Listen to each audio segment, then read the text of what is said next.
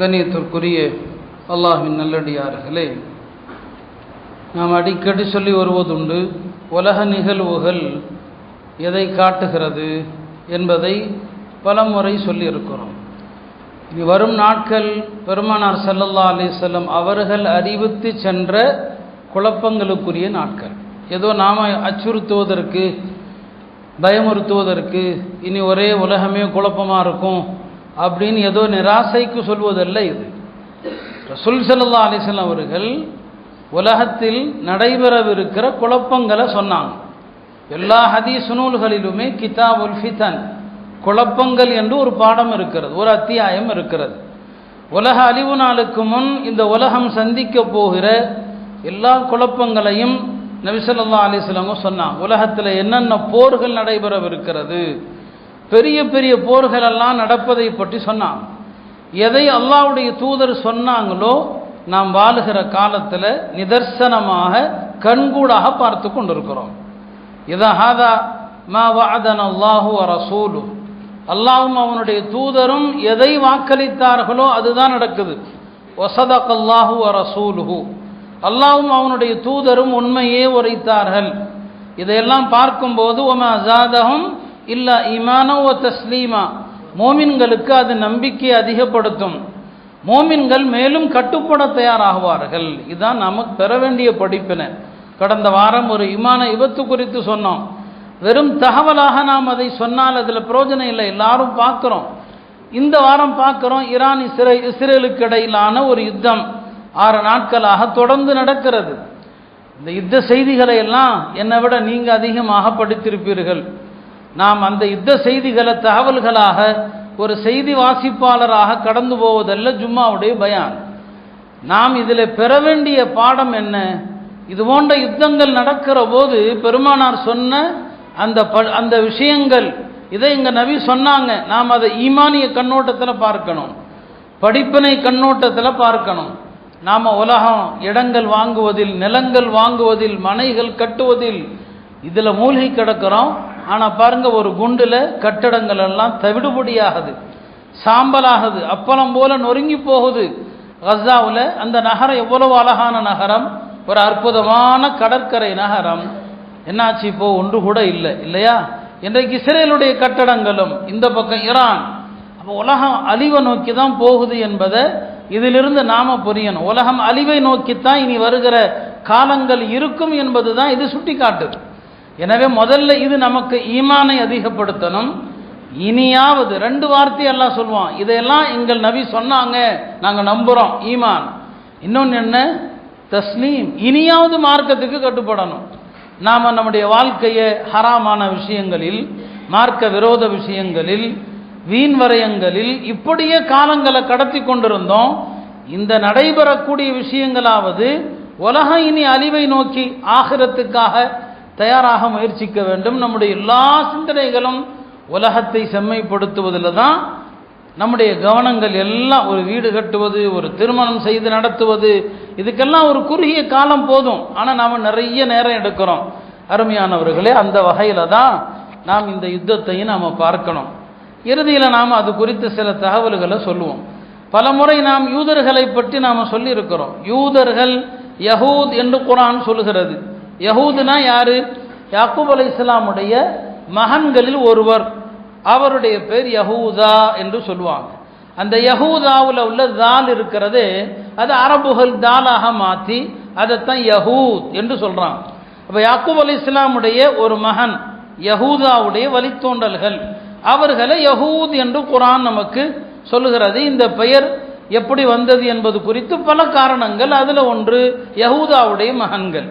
இந்த யஹூதுங்கிற பெயரை அல்லாஹ் தேர்ந்தெடுத்த பெயரா இல்லை, மூசா அலைஹிஸ்ஸலாம் தேர்ந்தெடுத்த பெயரா இல்லை. எல்லா நபிமார்களும் தங்களுடைய சமுதாயத்திற்கு தேர்ந்தெடுத்த பெயர் முஸ்லிம். ஒவ்வொரு நபி வந்த காலத்தில் அந்த நபியினுடைய மார்க்கம் இஸ்லாம், அதை பின்பற்றுபவர்களுக்கு பேர் முஸ்லீம். இதைத்தான் குர்ஆன் சொல்லுது. மாகான இப்ராஹிம் யஹூதியன் வலா நஸ்ரானியா, இப்ராஹிம் அலைஹிஸ்ஸலாம் யூதராக இருந்ததில்லை, கிறிஸ்தவராக இருந்ததில்லை. வலாக்கின் கான ஹனீஃபன் முஸ்லிமா, முஸ்லிமா இருந்தாங்க. அப்போ இப்ராஹிம் அலைஹிஸ்ஸலாம் முஸ்லிம்னா இப்ராஹிம் அலைஹிஸ்ஸலாமுடைய வழித்தோன்றல்ல தான் யார் வர்றாங்க?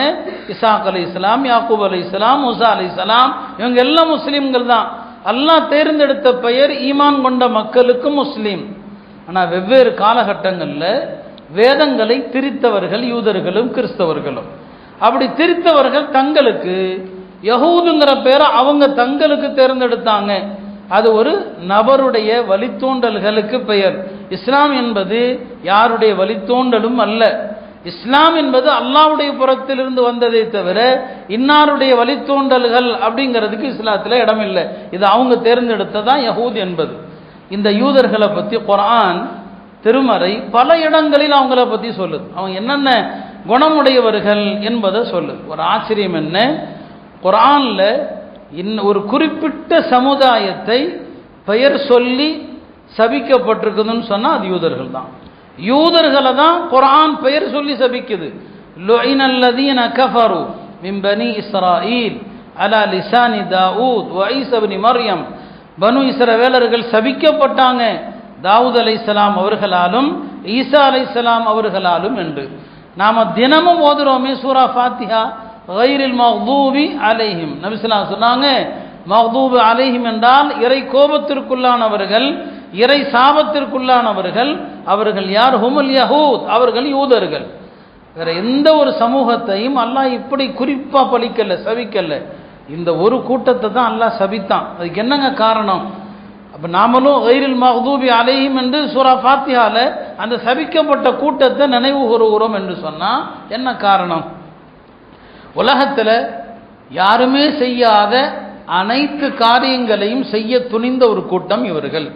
எல்லா தீமைகளுடைய ஊற்று யாருன்னா யூதர்கள் தான். பாருங்க, அல்லாஹ்வையே குறை சொன்ன ஒரு கூட்டம் இருக்கிறான்னா உலகத்தில் அது யூதர்கள் தான். பாருங்க, அல்லாஹ்வுக்கு இணை வைக்கிற எத்தனையோ பேர் இருந்தான். மக்கா முஷ்ரிக்கீன்கள் அல்லாஹ்வுக்கு இணை வைக்கிற ஒரு கூட்டம் தான். அல்லாஹ்வுக்கு என்ன வச்சாங்க. ஆனால் அதே நேரத்தில் அல்லாஹ்வுடைய கண்ணியத்தில் குறை வைக்கவே மாட்டாங்க. அவன் இணை வைக்கிறதுக்கு கூட ஒரு சாக்கு போக்கு தான் சொன்னான். அல்லாஹ் தான் பெரியவன், அல்லாஹ் தான் பெரிய கடவுள். ஆனால் அதே நேரத்தில் இந்த சின்ன கடவுள்கள் எல்லாம் அல்லாஹ்வை நோக்கி நாங்கள் நெருங்கிறதுக்கான உபகரணங்கள், இந்த குட்டி தெய்வங்களை கொண்டு அல்லாஹ்வை நெருங்குறோம் அப்படின்னு சொன்னோம். குர்ஆன் அதை சொல்லுது. மா நஅபுதுஹும் இல்லா லியுகர்ரிபூனா இலல்லாஹ், அல்லாஹ்ட்ட நெருக்கமாக்கி வைக்குன்னு சொல்லி இதை வணங்குறோன்னு சொன்னானே தவிர அவர்கள் கூட அல்லாஹ்வை இழிவுபடுத்தல. ஆனால் உலகத்தில் அல்லாஹ்வை இழிவுபடுத்தின ஒரு கூட்டம் இருக்குன்னு சொன்னா அந்த கூட்டம் யாரு தெரியுமா? யூதர்கள் தாங்க. அல்லாஹ்வை ஏலன்னு சொன்னான். யாராவது சொல்லுவானா அல்லாஹ்வை ஏலன்னு சொன்னான்? குர்ஆன் சொல்லுது, லகத் சமிஅ அல்லாஹு கௌலல்லதீன காலு இன்னல்லாஹ ஃபகீர் வ நஹ்னு அக்னியா. நாங்கெல்லாம் பணக்காரங்க, அல்லாஹ் ஏலன்னு சொன்னான். யாருங்க? யூதர்கள். ஏங்க அல்லாஹ் ஏலன்னு சொன்னான்? குர்ஆன்ல ஆயத்து இறங்குச்சு, அல்லாஹ்வுக்கு யாராவது அழகிய கடன் கொடுப்பவர்கள் இருக்கிறார்களா? மன் ஸல்லதி யுக்ரிதுல்லாஹ கர்தன் ஹஸனா, அல்லாஹ்வுக்கு யாராவது அழகிய கடன் கொடுக்குறீங்களா? அப்படி கொடுத்தா அல்லாஹ் உங்களுக்கு பன்மடங்கா திருப்பி கொடுப்பான்னு வருது. இந்த ஆயத்துக்கு என்ன அர்த்தம்? அல்லாஹ்வுடைய வழியில, அல்லாஹ் பொருந்தி கொள்கிற வழியில செலவு செய்யுங்க, அல்லாஹ் உங்களுக்கு தருவான்னு அர்த்தம் இல்லையா? இந்த ஆயத்து இறங்கிய நேரத்தில் ஹஜ்ரத் அபூபக்கர் ரலியல்லாஹு அவர்கள் மதீனால யூதர்களுடைய பாடசாலை ஒன்றை கடந்து போறாங்க. அந்த பாடசாலையினுடைய தலைவரை அழைத்து சொல்றாங்க, பாரப்பா உனக்கு சத்தியம் தெரியும், முஹம்மது ஸல்லல்லாஹு அலைஹி வஸல்லம் குர்ஆன்ல சொல்லப்பட்ட அந்த தௌராத்தில் சொல்லப்பட்ட நபின்னு உனக்கு தெரியும். எனவே ஈமான் கொண்டு தொழுங்க, ஜக்காத்து கொடுங்க, அல்லாஹ்வுக்கு அழகிய கடன் கொடுங்கன்னு சொல்லிட்டார். அல்லாஹ் திருப்பி கொடுப்பான்னு சொல்லி. யாரு? அபூபக்கர் ரலியல்லாஹு அன்ஹு குர்ஆன்ல இருக்கிறது சொன்னார். அப்போ அந்த யூத தலைவன்ல ஒருத்தன் ஃபின்ஹாஸ், அந்த ஆள் கேட்டான், எப்போ அல்லாஹ் நம்மள்கிட்ட கடன் கேட்குறானா? அப்படின்னா கடன் கேட்குறவன் ஏழையாக இருப்பான், கடன் கொடுக்குறவன் பணக்காரனாக இருப்பான். அப்படி ஆனால் நாங்கள் பணக்காரர்கள், அல்லாஹ் ஏழை. எங்கள்கிட்ட அல்லாஹ் கேட்குறான்ல, அப்போ அல்லாஹ் ஏழை. அடுத்து அல்லாஹ் என்ன சொன்னான்? கடன் கொடுத்தீங்கன்னா நிறைய தருவேன்னு சொல்கிறான். அப்போ அந்த ஆள் சொன்னப்பார், அல்லாஹ் வட்டி வாங்கக்கூடாதுங்கிறான், ஆனால் அவன் நமக்கு வட்டி கொடுக்குறான். நம்மள்கிட்ட கடன் கேட்டுட்டு திருப்பி நிறைய தருவேங்கிறான். அப்போ என்ன அர்த்தம்? வட்டி அல்லாஹ் கொடுக்குறான்னு சொல்லி. எவ்வளவு பெரிய ஆணவம் பிடித்த ஒரு கூட்டம் யோசிச்சு பாருங்க. அல்லாஹ் அந்த அர்த்தத்தில் சொல்லுகிறானா என்ன? அல்லாஹ்வுடைய வழியில செலவு செய்யுங்கன்னு சொன்னா அல்லாஹ் கடன் கேட்டா அப்ப அல்லாஹ் ஏழை, நாங்க பணக்காரன். இப்படி உலகத்துல எந்த கூட்டமும் சொன்னதில்லைங்க. குர்ஆன் சொல்லுது அல்லாஹ்வை இழிவுபடுத்தினான். சரி, அதே மாதிரிதான் அவன் சொன்னா வகாலத்தில் யஹூது யதுல்லாஹி மக்லூலா, யூதர்கள் சொன்னாங்க அல்லாஹ்வுடைய கை கட்டப்பட்டிருக்குதுங்க, அல்லாஹ் கஞ்சனா இருக்கிறான், அல்லாஹ் அள்ளி கொடுக்கறது இல்லை, அல்லாஹ் தாராளமாக செலவு செய்கிறதில்ல, அல்லாஹ்வுடைய கைகள் கட்டப்பட்டிருக்குன்னா யார்? யூதர்கள். இப்போ பாருங்க, எவ்வளோ அல்லாஹ்வையே குறை சொல்லுகிற இவர்கள் நபிமார்களை கொல்ல மாட்டார்களா என்ன? நபிமார்களை விமர்சிக்க மாட்டார்களா என்ன? எல்லா நபிமார்கள் மீதும் அவதூறு சொன்ன ஒரு கூட்டம் யூதர்கள். அப்போ இந்த யூதர்கள் உலகத்தில் இவர்களை விட மட்டமான மோசமான ஒரு கூட்டம் உலகத்தில் இல்லை. நீங்கள் மற்ற எந்த சமுதாயத்தையும் கூட இவ்வளவு மோசமாக திட்ட முடியாது. ஆனால் யூதர்களை திட்டலாம். ஏன்னா எல்லா கேடுகட்ட காரியங்கள் அவங்கள் தான். அவன் ஒன்றை சாதிக்கணும்னா அல்லாஹ் பாதுகாக்கணும், அவனுடைய பெண்களை வச்சும் சாதிப்பான். யார்? யூதர்கள். உலகத்தில் லஞ்சம், வட்டி, பொருளாதார முறைகேடுகள் என்னென்ன இருக்குதோ இந்த எல்லா முறைகேடுகளையும் உலகத்துக்கு அறிமுகப்படுத்தியவர்கள் யூதர்கள். பொருளாதார முறைகேடுகள் என்னென்ன உண்டோ எல்லாவற்றையும் அறிமுகப்படுத்தியவர்கள் யூதர்கள் தான். ஃபோன் ஆஃப் பண்ணுங்க. எல்லாவற்றையுமே அவங்க தான் என்ன செஞ்சாங்க? அறிமுகப்படுத்தினாங்க. இப்போ இந்த வட்டியாக இருக்கட்டும், லஞ்சமாக இருக்கட்டும், எல்லா தீமையும் அவங்கள்ட்ட இருக்குதுங்க. அப்படிப்பட்ட ஒரு மோசமான ஒரு கூட்டம். இந்த கூட்டம் என்னைக்கு அழிய போகுதோ அன்னைக்கு கியாமத்து வரும். அதுக்கு என்ன அர்த்தம்? உலக அழிவு நாள் வரைக்கும் இவன் இருப்பான், தீமைகள் பண்ணிக்கிட்டே இருப்பான். இவனுடைய தீமையை சூரா பனி இஸ்ராயீல்ல அல்லாஹ் சொல்லுவான், வகதைனா இலா பனி இஸ்ராயீல் ஃபில் கிதாபி லதுஃப்ஸிதுன்ன ஃபில் அர்தி மர்ரத்தைன். இந்த பூமியில் 2 தடவை குழப்பம் விளைவிப்பீர்கள்.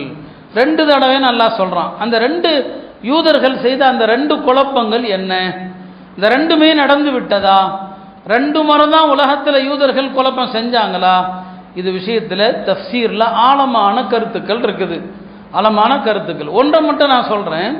யூதர்கள் அவர்களுடைய மொத்த வரலாற்றில் அன்று முதல் இன்று வரை, யூத சமூகம் உருவானதிலிருந்து இன்று வரை அவர்கள் ஆட்சி செய்தது 2 தடவை மட்டும்தான்.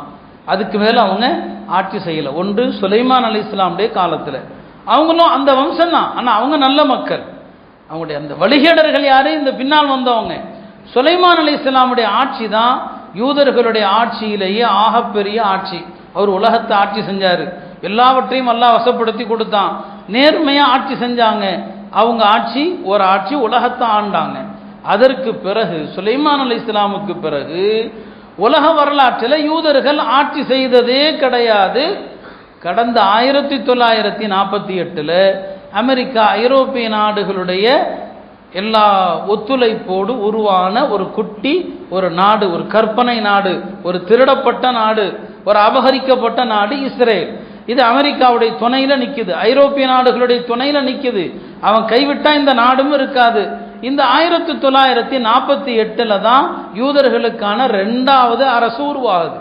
2 தடவை தான் இவன் உலகத்தை ஆட்சி செஞ்சிருக்கிறான். யாரு? இந்த பனு இஸ்ரவேலர்கள் என்கிற யூதர்கள் ஆட்சி 2 தடவை தான்.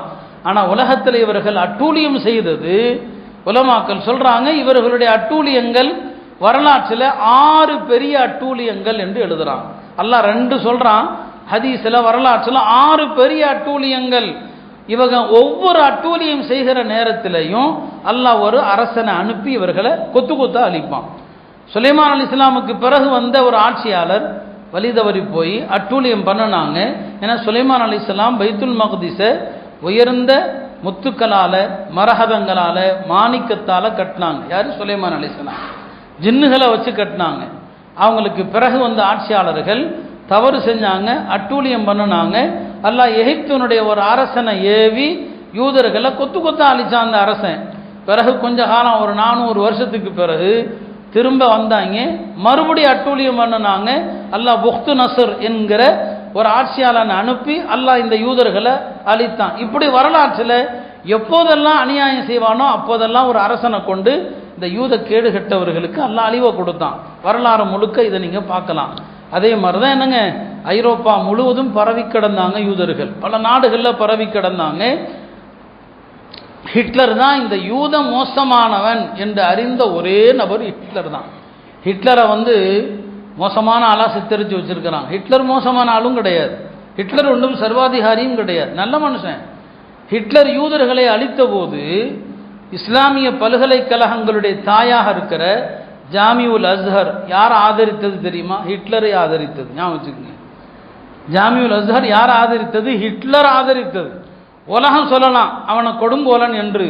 ஏன்னா அவனுக்கு தெரியும் இந்த யூத சமூகம் மோசமான சமூகம், அவன் விளங்கி இருந்தான். அதனால தான் ஹிட்லர் சொன்னதா நீங்கள் எல்லாம் படிச்சிருப்பீங்க, நான் கொஞ்சம் பேர்த்த ஏன் விட்டு வைக்கிறேன், உலகம் ஒரு நாள் தெரியும் இந்த யூதன் எவ்வளவு கேடுகட்டவன் சொல்லி. இன்றைக்கு யூதர்கள் கேடுகட்டவர்கள் என்று ரஷ்யா சொல்லுது, யூதர்கள் கேடுகட்டவர்கள் என்று வடகொரியா சொல்லுது. உலகத்தினுடைய புற்றுநோய் என்று யூதர்களை வடகொரிய அதிபர் சொல்றார். உலகத்துக்கே இவன் புற்றுநோய். இதைத்தான் ஹிட்லர் சொன்னார். சரிங்களா? ஹிட்லர் யூதர்களை அந்த கொன்று குவித்த அந்த காலகட்டங்களில் அந்த நாட்டில் இருக்கிற யாருமே, அங்கே இருக்கிற மக்கள் யாருமே யூதர்களை ஆதரிக்க மாட்டாங்க, யாருமே வீட்டில் அடைக்கலம் கொடுக்க மாட்டாங்க. ஒரு நாள் இரவு நேரத்தில் ஒரு வீட்டு கதவை யூத சிறுவர்கள் 3 பேர் கதவை தட்டுறாங்க. ஒரு அம்மா கதவை திறக்குது, யாருப்பா, நாங்கள் எங்களை கொல்ல வர்றாங்க, அடைக்கலம் கொடுங்க. அந்த அம்மா வீட்டில் 3 குழந்தைகளோடு இருக்குது. சரி, அடைக்கலம் கேட்குறாங்களேன்னு உள்ளே கூப்பிட்டு அந்த 3 பேர்த்துக்கும் சாப்பாடு கொடுத்தது. சாப்பிட்ட 3 பேரும் செத்து போயிட்டான். 3 குழந்தைகளும் யூத குழந்தைகள். அந்த அம்மா சொல்லிச்சான், என்னுடைய 3 பிள்ளைகளையும் பாதுகாக்கிறதுக்கு இந்த 3 பிள்ளைகளையும் கொன்னுட்டேன்னு சொல்லிச்சான். யூதனை கொன்னாதான் எம்புள்ள உசுரோடு இருக்குன்னு சொல்லிச்சான்.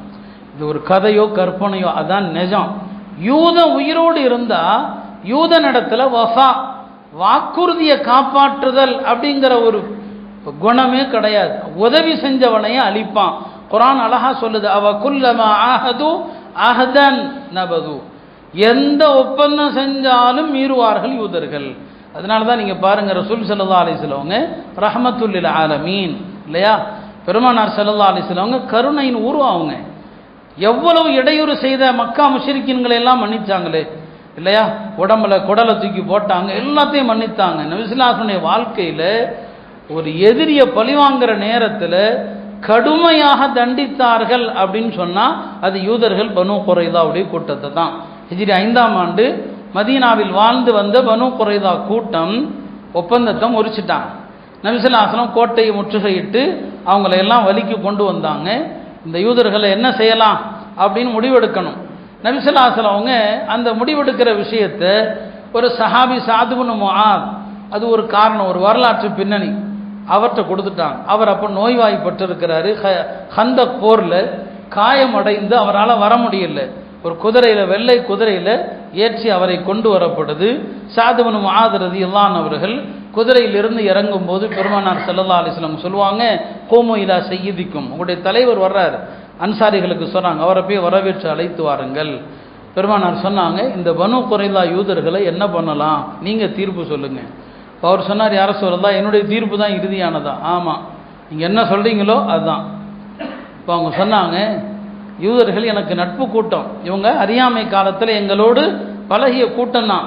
ஆனால் இவர்களுடைய மோசடி எவ்வளோ துரோகம்னு சொன்னால், இவர்களில் பருவமடைந்த ஆண்களில் ஒரு நபரை கூட நீங்கள் விடக்கூடாது, எல்லாத்தையும் கொள்ளுங்க, பருவமடைந்தவர்களை. பருவமடையாத சிறுவர்கள் பெண்களை விட்டுருங்க.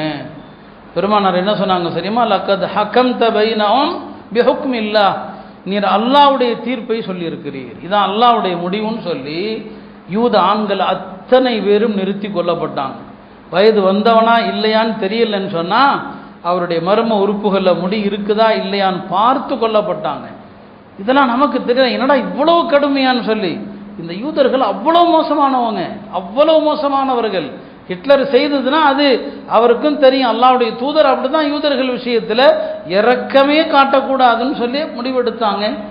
ஹைபரில் யூதர்கள் இருந்தாங்க. பெருமானார் சரி கொஞ்ச காலத்துக்கு இருந்து தொலைன்னு சொன்னாங்க. எந்த முஸ்லீம் அங்கே போனாலும் ஆபத்தோடு தான் திரும்பி வருவார், கையை காலம் முறிச்சு விட்டுருவான். அதற்கு உமருடைய காலத்தில் எல்லா யூத பயல்களையும் அங்கிருந்து விரட்டினாங்க. வரலாறு முழுக்க துரோகம் துரோகம் துரோகம், இதான் இந்த யூதர்களுடைய ஒட்டுமொத்த வரலாறும் அதுதான். அப்போ 1948 பலஸ்தீன மக்களுடைய அந்த உடைமைகளை பறித்து சொந்த வீடுகள் நிலங்கள் எல்லாத்தையும் அவங்கள்ட்ட இருந்து திருடி அமெரிக்கா ஐரோப்பிய நாடுகளுடைய தயவுல உருவான ஒரு திருட்டு நாடு தான் இஸ்ரேல். அவன் இந்த 70 வருட காலத்தில் அந்த மக்களுக்கு செய்த அநியாயங்கள் அளவே கிடையாது. சொந்த நாட்டில் அகதிகளாக அந்த மக்கள் இருந்தான், சொந்த நாட்டில் அகதிகள். பைத்துல் மக்திஸில் நிம்மதியாக தொழ முடியாது. ஒரு ஜும்மா இன்னைக்கு சிறப்பாக நடக்குமான்னு தெரியாது, ஏன்னா பல வாரங்கள் ஜும்மா முடிஞ்சால் ஷூட்டிங் நடக்கும் எங்கே, பைத்துல் மக்திஸில். அவ்வளவு அநியாயங்களை கட்டவிழ்த்து விட்ட ஒரு மோசடி கூட்டம் தான் இவர்கள். இவர்கள் உலகத்துக்கு நாங்கள் வெல்ல முடியாத சக்தி, அப்படின்னு காட்டிக்கிட்டு இருந்தான். நாங்கள் வெல்ல முடியாத சக்தி, எங்கள் நாட்டில் எந்த ஏவுகணையும் வராது, எல்லாத்தையும் தடுத்து நிறுத்தக்கூடிய தடுப்பு ஏவுகணைகள் எங்கள்கிட்ட இருக்குது என்றெல்லாம் சொல்லிட்டு இருந்தான். இன்றைக்கு அதற்கு ஒரு பெரிய அடி விழுந்திருக்கிறது, பெரிய அடி. இன்றைக்கு ஈரானுடனான போர். ஈரான் சித்தாந்த ரீதியாக நாம் அவர்களை ஆதரிக்க முடியாது. சித்தாந்த ரீதியாக நாம் அஹ்லு சுன்னா, அவங்க அஹ்ல ஷியா. அவங்களுடைய கோட்பாடுகள் முற்றிலும் குர்ஆனுக்கு எதிரானது, ஹதீஸுக்கு எதிரானது. ஆனாலும் கூட ஒரு அசத்தியத்தை, ஒரு தீய சக்தியை ஒருத்தன் அழிக்கிறான்னு சொன்னால் நீதியின் அடிப்படையில் ஈரானுடைய செயல்பாடுகளை நம்ம ஆதரிக்கிறோம், ஈரானுடைய கொள்கை அல்ல. ஆனால் அதே நேரத்தில் இந்த தீய சக்தியை உலகத்தில் யார் அழித்தாலும், ஒருவேளை இந்த இஸ்ரேலுங்கிற தீய சக்தியை இந்தியா அழிக்குதுன்னு வைங்க, ஒரு உதாரணத்திற்கு மோடி அழிக்கிறாருன்னு வைங்க, நாம் ஆதரிப்போம் அவரை. இந்த தீய சக்தியை உலகத்தில் யார் அழிக்கணும்னு வந்தாலும் நீதி என்ற அடிப்படையில் இவர்கள் அழிக்கப்பட வேண்டியவர்கள் என்ற அடிப்படையில் அதை நாம் ஆதரிப்போம். அந்த அடிப்படையில் தான் இன்றைக்கு ஈரான் அந்த தடுப்பு எல்லாத்தையும் அயன்டோமை எல்லாம் உடைத்து கொண்டு இன்றைக்கு ஏவுகணைகளை தாக்குது. இஸ்ரேல்கிட்ட இருக்கிற அளவுக்கு பலம் வாய்ந்த ஆயுதங்கள் ஈரானிடத்தில் இல்லை தான். ஆனால் மற்ற இஸ்லாமிய நாடுகளோடு ஒப்பிட்டா அவர்கள் தரைப்படையிலும் சரி, ஆயுத பலத்திலும் சரி, மற்ற இஸ்லாமிய நாடுகளோடு ஒப்பிட்டா அவங்க வலிமையாக இருக்கிறாங்க. ஆனால் மற்ற இஸ்லாமிய நாடுகள், குறிப்பாக அஹ்லு சுன்னாவுடைய கொள்கையில் இருப்பவர்கள், எந்த விதமான ஹிலாஃபத்து வீழ்ச்சிக்கு பிறகு ஒரு இராணுவ பலத்தை அதிகப்படுத்தவோ அல்லது ஒரு ஆயுத பலத்தை அதிகப்படுத்தவோ எதற்குமே முயற்சி செய்யாத மன்னர்கள், சுகபோகத்தில் மூழ்கிய மன்னர்கள் தான் இவர்கள் தான். என்னங்க, அவங்க தான் இந்த அரபு நாடுகளை ஆட்சி செய்கிறாங்க. எந்த விதமான ஒரு தடுப்பும் கிடையாது. பல இஸ்லாமிய நாடுகளில் கத்தர் இருக்குது, கத்தருக்கு ஒரு இராணுவமே கிடையாதுங்க, இராணுவமே இல்லை. ஒரு இராணுவமே இல்லாத நாடு இருக்கலாமா? அப்படி என்ன, கத்தர் நாட்டை பாதுகாக்கிறது யாரு? அமெரிக்க இராணுவம். அமெரிக்க இராணுவம் பாதுகாத்தா அப்புறம் அமெரிக்க அதிபருக்கு கத்தருடைய அதிபர் பெரிய விமானத்தை கொடுத்தாருன்னு எல்லாரும் பேசணும் இல்லையா? ஏன் கொடுக்க மாட்டாரு? அந்த நாட்டை பாதுகாக்கிறதே அமெரிக்க இராணுவம் பாதுகாக்குது. இதுதான் இஸ்லாமிய நாடுகளுடைய அவல நிலை. இந்த நிலையில தான் ஈரானுடைய இந்த தாக்குதலை நம்ம பார்க்குறோம். அந்த நிலையிலிருந்து நம்ம ஆதரிக்க வேண்டிய சூழ்நிலையில் இருக்கிறோம். ஏன்னா இதுவாவது இப்போ கஸ்ஸா மக்களுக்கு ஓரளவுக்கு ஆறுதல் இந்த தாக்குதலால். இதில் இஸ்ரேல் அழிய வேண்டும், படுதோல்வி அடைய வேண்டும் என்று தான் நம்ம அல்லாஹ்விடத்தில் பிரார்த்திக்கணும். யூதர்களுடைய அழிவு என்பது கடைசி கட்டம் அந்த பாயிண்ட்டுக்கு தான் வர்றேன். உலக அழிவு நாளுடைய அடையாளங்களில் ஒன்று தான் யூதர்களுடைய அழிவு. இந்த போரில் யூதர்கள் தோத்துட்டாங்கன்னு வைங்க, அல்லாஹ் அப்படியே ஆக்குவானாக.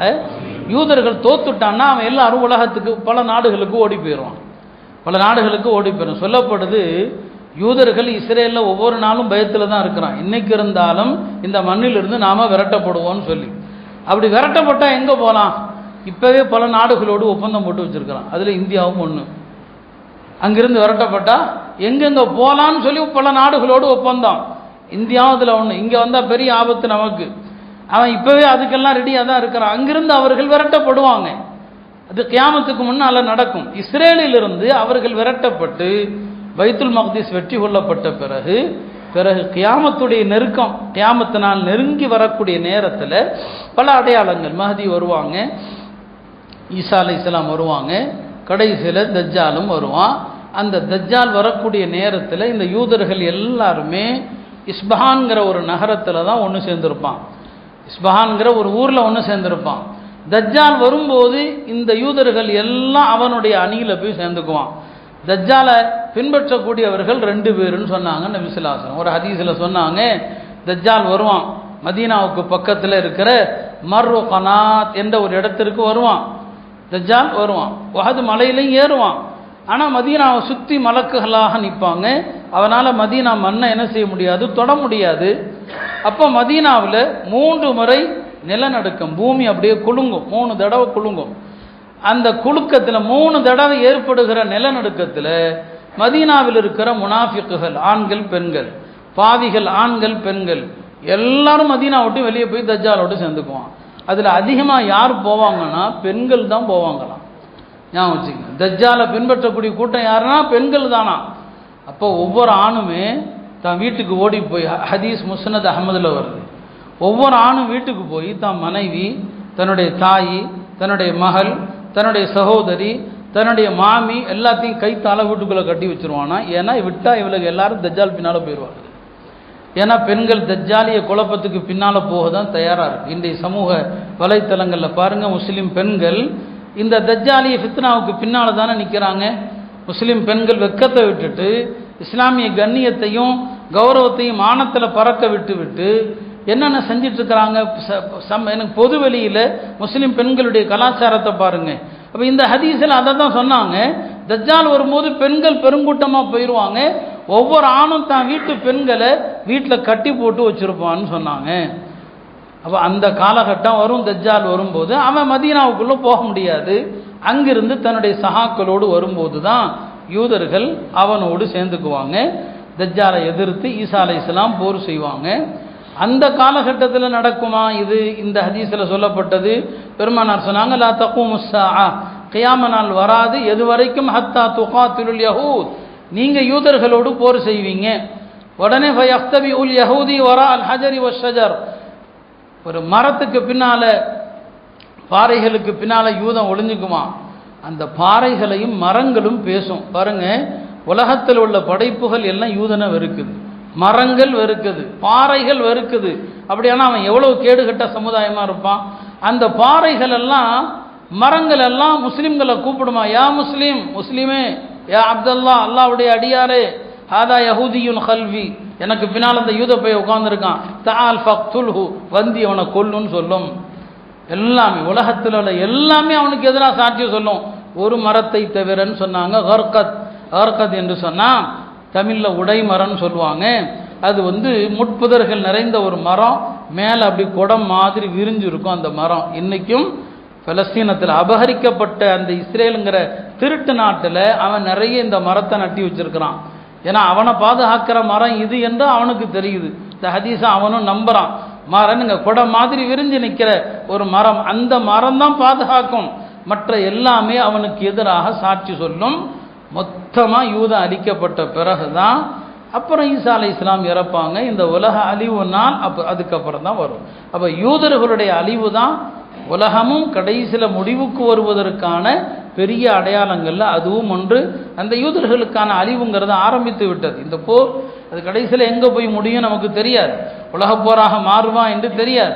ஆனால் இது யூதர்களுடைய ஒரு அழிவின் அடையாளம் என்பது ஹமாஸுடனான போர் ஆரம்பிக்கும் போதே நான் பயானில் சொல்லியிருக்கிறேன். யூதர்களுக்கான அழிவு தான் இது. அவன் இவ்வளவு ஆயுதங்களை கொண்டு வந்து குவித்தும் கூட ஹமாஸ் படை வீரர்களை அவனால் ஒன்றுமே செய்ய முடியல. சில தலைவர்களை கொன்னான், அவங்க அமைச்சிருக்கிற அந்த சுரங்க பாதைக்குள்ள அவனால் உள்ள நெருங்க முடியல. அவன் தரைப்படையில் போய் மோதுனான்னு சொன்னால் ஒரு யூதம் கூட உசுரோடு இருக்க மாட்டான். தரை மோதுதல் எல்லாம் வான்வழி தாக்குதல், அது கோழைத்தனம். அது வான்வழி தாக்குதல் தானே தவிர நேரடியாக முஸ்லீம் படைகளோடு அவங்க மோதுனாங்கன்னா ஒரு யூத இராணுவத்தில் ஒருத்தம் கூட உசுரோடு இருக்க மாட்டான். அந்த அளவுக்கு அந்த மக்கள் இன்றைக்கும் அவங்க வலிமையோடு தான் இருக்கிறாங்க. இப்போ ஈரானுடனான ஒரு தேவையில்லாத தாக்குதலை ஆரம்பித்து விட்டு அவனுக்கு தெரியல, ஈரானுடைய ராஜதந்திரத்தையும் பாராட்டி தான் ஆகணும்.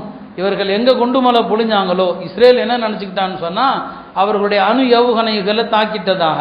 ஆனால் அவன் பொம்மையாக சில ஏவுகணைகளை தயாரித்து வச்சுருக்கிறான். அது உண்மையான ஏவுகணை இல்லை.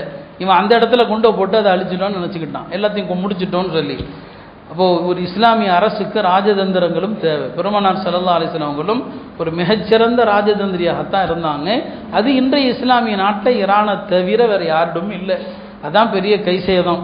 நம்ம சித்தாந்த ரீதியாக அவங்களுடைய கொள்கைகள் நமக்கு உசிதமானதல்ல, நாம் அதை ஆதரிக்கவும் முடியாது. ஆனாலும் இந்த போரில் யூதர்கள் படுதோல்வி அடைய வேண்டும், அதற்கான அறிகுறிகள் எல்லாமே ஆரம்பித்து விட்டது. இனி அவர்களுக்கான தேனிலவு காலம் என்பது முடிஞ்சிருச்சு. இது வரைக்கும் அவன் ஆடி ஆட்டம் அல்லாஹ் சொன்னான் இல்லையா, 2 தடவை குழப்பம் விளைவிப்பேன்னு சொல்லி. அதுக்கப்புறம் உங்களை அழிக்கிறதுக்கான சக்தி வரும். சூரா பனு இஸ்ராயிலுடைய சுப்ஹானல்லதி அஸ்ரா பி அப்தி, அதில் உள்ள ஒரு பக்கத்தினுடைய மொழிபெயர்ப்பை எடுத்து படிச்சு பாருங்க. அந்த சூறாவுடைய கடைசி பக்கத்தை படிச்சு பாருங்க.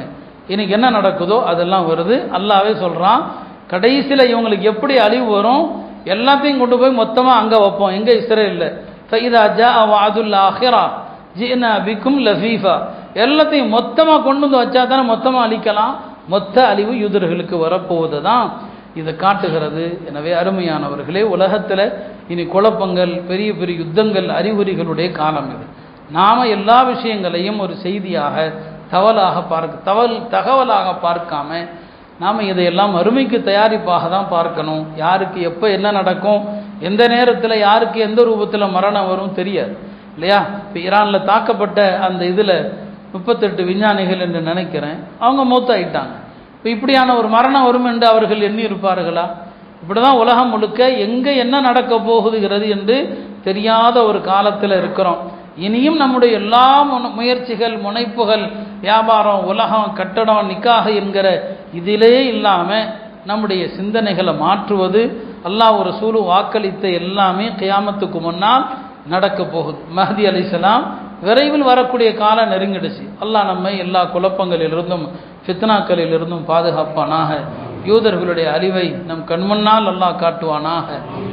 சுதந்திரம் பெற்ற பலஸ்தீனத்திலே பைத்துல் மக்திஸிலே சென்று நிம்மதியாக தொழக்கூடிய பாக்கியத்தை அல்லாஹ் எனக்கும் உங்களுக்கும் தந்தல்வானாக.